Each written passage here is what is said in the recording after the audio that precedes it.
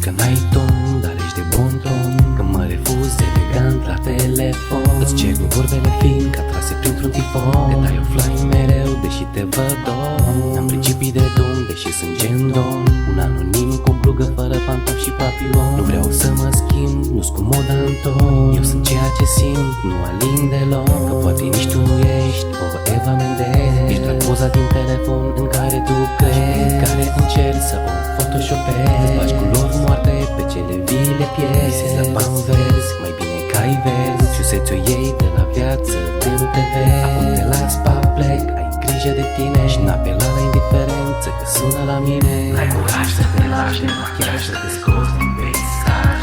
N-ai cum, ești produs expirat într-un nou ambalaj mutat în alt formataj. N-ai curaj să te lași de machiaj, să te scoți din peisaj. Nici n-ai cum, ești produs expirat într-un nou ambalaj mutat în alt formataj.